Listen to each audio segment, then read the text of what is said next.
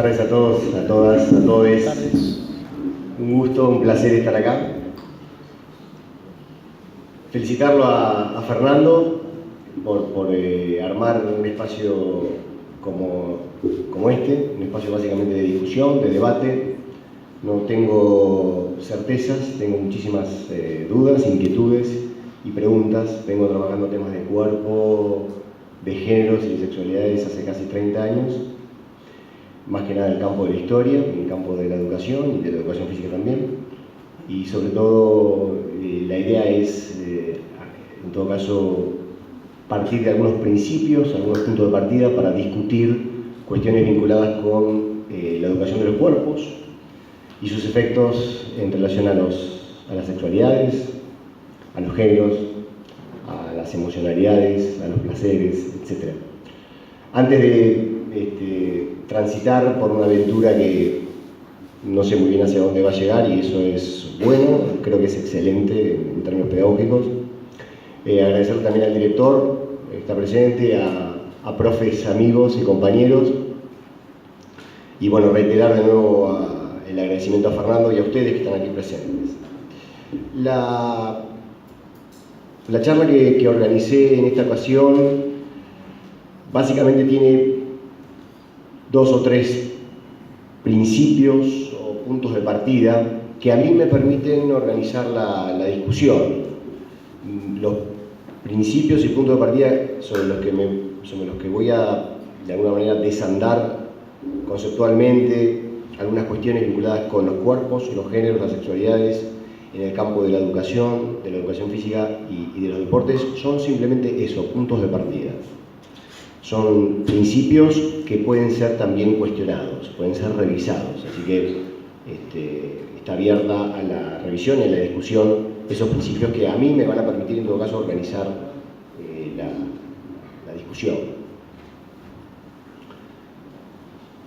El campo de los estudios de género es un campo enorme, de muchísima producción, que no tiene, como campo de producción, surge entre los años 50 y los años 60, pero efectivamente como movimiento social y como movimiento político, en verdad, aparece de la mano de los feminismos.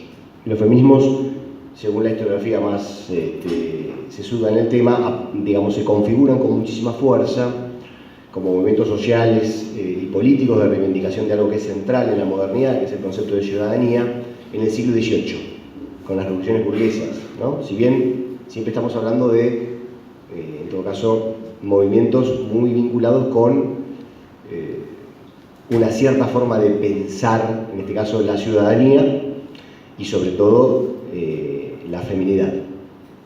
Ustedes recuerden que la Declaración de los Derechos de la Mujer, del varón, o del hombre, en realidad es una declaración de 1789 que está circunscrita solamente a los varones, burgueses, blancos, heterosexuales, propietarios, etc. Como muchísimas mujeres acompañaron la revolución, instalaron 2 años después una declaración que se llamó la Declaración de los Derechos de la Mujer. Obviamente la mayoría de ellas fueron guillotinadas, a pesar de haber acompañado la revolución, ¿no? Lo que quiero decir es que los estudios de género no son estudios que tienen solamente 60 años de producción intensa en universidades y en otros espacios, sino que en realidad son herederos de movimientos propios de la modernidad, porque la modernidad tiene una serie de retóricas, diría más retóricas o ficciones que prácticas, que están vinculadas con esta idea de la igualdad, la fraternidad, el progreso, la ciencia, etc. Y en ese contexto hay una serie de trampas. La más específica es la de la fraternidad. La fraternidad, etimológicamente, igualdad y libertad pueden ser categorías extensivas o universales, entre comillas. Pero la fraternidad es una trampa en sí misma, porque frater viene de hermandad masculina.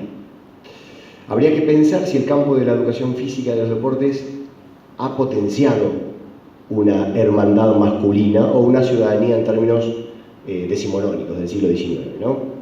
No me quiero extender en ese tema, quiero en todo caso hablar de los principios que los estudios de género y los movimientos feministas, que tienen más de 300 años, las cuestiones que nosotros escuchamos hoy en día reivindicar, de los feminismos actuales, en verdad son reclamos que son del siglo XIX o del siglo XVIII, en muchos casos.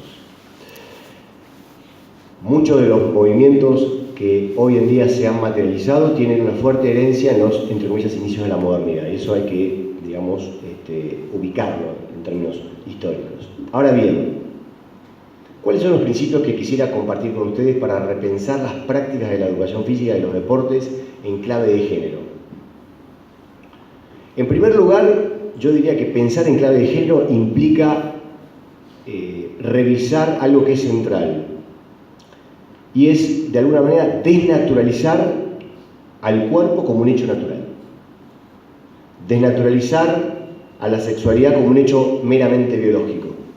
Aceptar que los cuerpos son diversos y que debemos salir de la lente moderna que nos han impuesto durante décadas, de que solamente es posible mirar los cuerpos, pensarlos y sentirlos en forma binaria, como si existiesen solamente dos posibilidades sexuales o de género posibles, varones y mujeres o machos y hembras.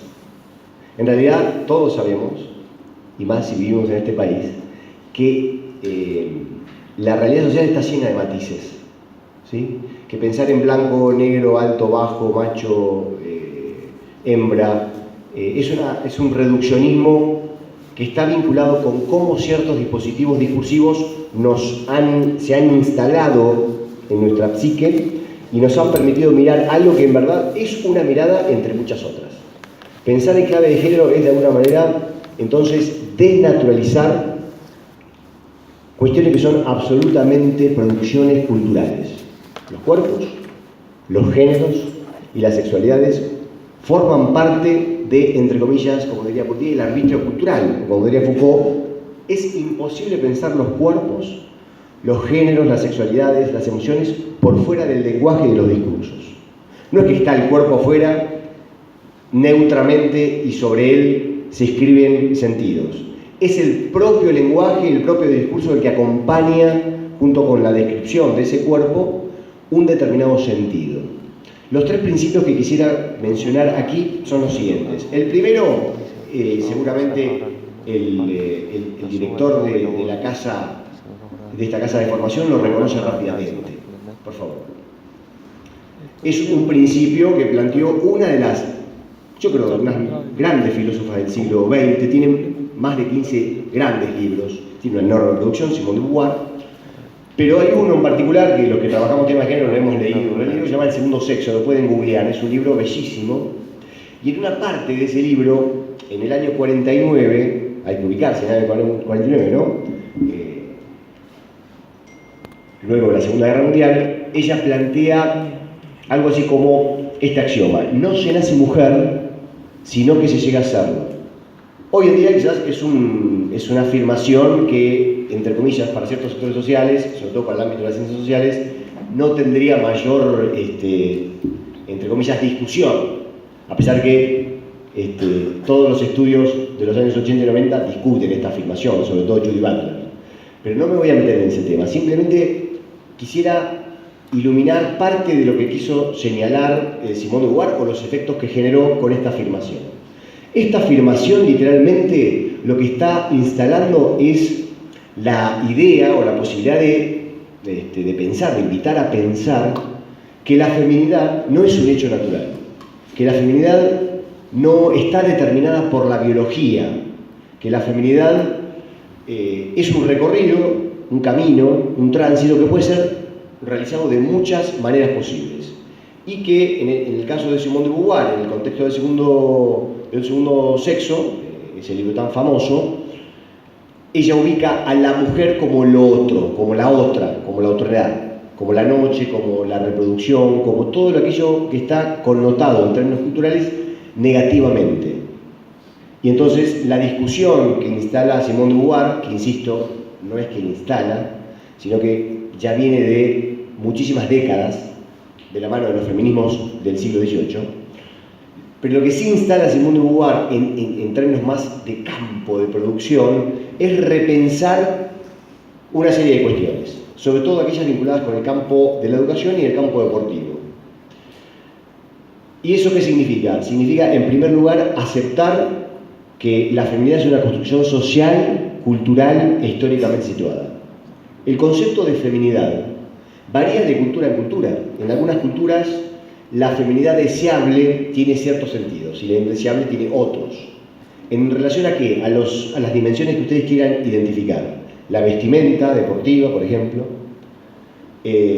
las cuestiones del deseo, las cuestiones del placer, la cuestión de la alimentación y la dietética, las cuestiones de las prácticas, son aspectos que están muy vinculados con las prácticas sociales y culturales. La feminidad, entonces, no es un eterno femenino. Hay una filósofa feminista muy importante que tiene un concepto que a mí me gusta mucho y dice lo siguiente: todo sistema de dominación es un eficaz fabricante de esencias. Lo que está tratando de cuestionar Simone de Beauvoir es que no existe alguna esencia femenina. La feminidad, más que preguntarse por qué es ser mujer, se pregunta cómo vamos siendo mujeres, varones u otras identidades. En la pregunta del devenir no hay ningún origen, entre comillas. Más bien hay pura incertidumbre o pura emergencia.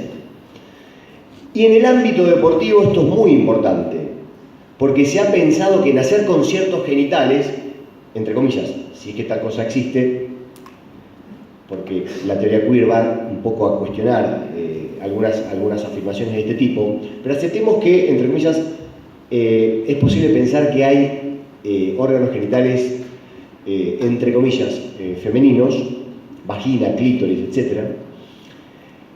La afirmación de Simone de Beauvoir lo que está haciendo es cuestionar algo que sucedía hasta esa época con sus abuelas o con nuestras abuelas o bisabuelas. Era que si uno nacía mujer, tenía que practicar pelota al cesto, simplemente por tener ciertos órganos genitales. O no podía trabar fuerte una pelota. O tenía que vestirse con una pollera larga hasta los tobillos. O tenía que vestirse con ciertos colores, por ejemplo el blanco. Que por supuesto, los colores, la vestimenta no es neutra. También proyecta sentidos vinculados a, por ejemplo, la virginidad y cuál es un cuerpo femenino deseable para una determinada cultura en un momento histórico determinado. Las instituciones educativas modernas, saquemos a la educación física, fueron contrarias a este principio hasta los años 60, claramente, según la mayoría de los trabajos de historia de la educación. No solamente en Argentina, sino en la mayoría de los países occidentales, ¿no? La segunda ola del feminismo, por suerte, en los años 60 rompe con toda esta arquitectura discursiva que naturaliza cuerpos. De alguna manera, repensar esta idea de no se nace mujer, sino que se debe hacerlo, está señalando que el currículum, que es el dispositivo más importante de cualquier institución educativa, qué se enseña y qué no se enseña, una discusión claramente política, vinculada con la ciudadanía, con una forma de pensar la ciudadanía, tenía, desde el fin del siglo XIX, cuando se consolida nuestro Estado educador moderno, por lo menos en Argentina, tenía una serie de disciplinas que educaban a las chicas para ser más chicas y a los chicos para ser más chicos. ¿Qué significa más? Entre comillas más, ¿no? ¿Quién define qué es ser más chica y qué es ser más chico? Y sobre todo la pregunta más importante en mi humilde opinión, ¿qué queda afuera? ¿Qué otras ficciones del discurso vinculados con el cuerpo, con la estética, con la feminidad, quedan afuera de esos ideales? Porque siempre que hay ideales sobre la feminidad o sobre la masculinidad, hay sin duda cuerpos abyectos, cuerpos que quedan afuera de ese estereotipo que aparece como universal y en verdad forma parte de ciertos grupos sociales que intentan instalarlo en términos hegemónicos. En cualquier caso, economía doméstica, labores, puericultura, fueron disciplinas educativas que vuestras abuelas estudiaron hasta los años 60, o un poquito más. Y lo que hicieron fue, entre otras cosas, naturalizar la feminidad como un hecho natural, naturalizar la subordinación femenina, aceptar que el espacio público es para el varón y el espacio privado para la mujer, naturalizar la división sexual del trabajo y naturalizar que hay actividades para niños y para niñas. Y en el deporte esto ha sido como un canon. Parecería ser que hay prácticas para varones y prácticas para mujeres, prácticas deportivas. Que yo sepa, en el fútbol,